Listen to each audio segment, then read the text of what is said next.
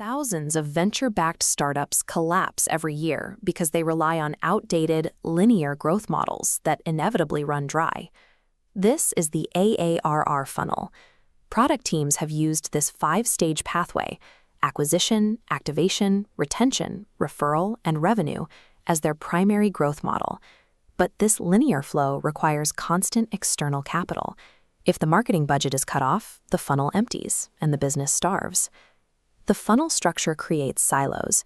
Marketing optimizes for awareness, while sales and product focus on conversion, tracking metrics with no impact on one another. Optimizing these individual stages provides diminishing returns. Minor conversion improvements can't overcome the structural inefficiency of buying every new user at step one. Funnels serve as tactical execution tools. They leave products vulnerable to any competitor capable of outspending them on customer acquisition. To survive today, defensible moats require a complete transition away from linear tactics and toward the exponential power of structural market engineering. This equation defines the growth loop, a closed architectural system where the output of one user cycle directly becomes the input for the following cycle. The loop compounding coefficient, represented by W, determines the rate of exponential scale. This makes acquisition an organic byproduct, decoupling growth from marketing spend. A positive loop separates stagnant tools from dominant platform ecosystems. Engineering a growth loop requires a foundation of true product-market fit. Fit emerges gradually through feedback loops and iterations over many months. Structural resonance is often uneven. A product can find intense fit in a hyper-specific niche while appearing invisible to the broader market. Markets shift and competitors adapt, meaning fit must be continuously maintained to avoid erosion. Fit represents a dynamic mathematical validation of a product's utility within its chosen market. Treating fit as a subjective launch milestone encourages premature scaling, which leads to structural failure. This Cartesian graph performs a cohort retention audit to verify fit. In a leaky bucket scenario, users churn until the active count hits 0.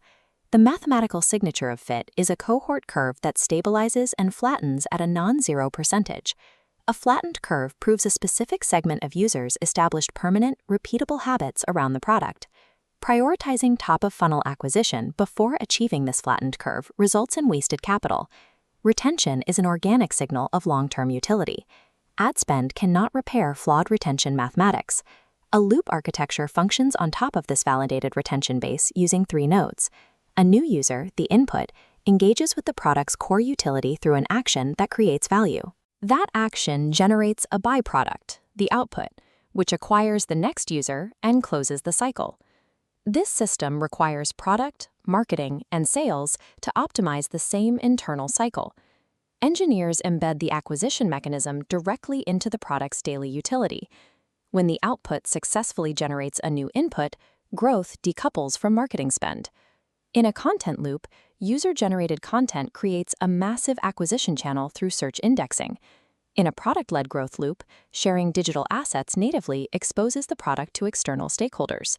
In a sales and expansion loop, adoption by a single user naturally spreads through a department to trigger enterprise contracts.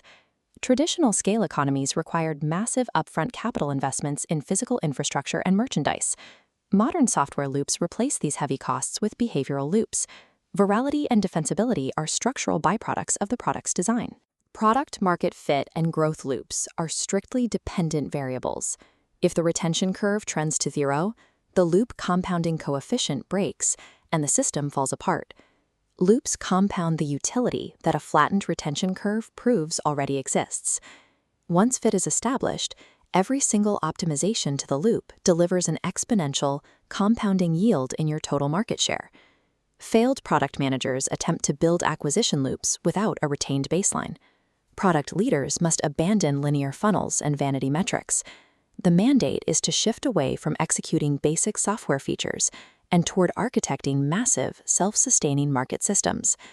The ultimate defensible moat is a mathematical engine, a product engineered to inherently grow itself.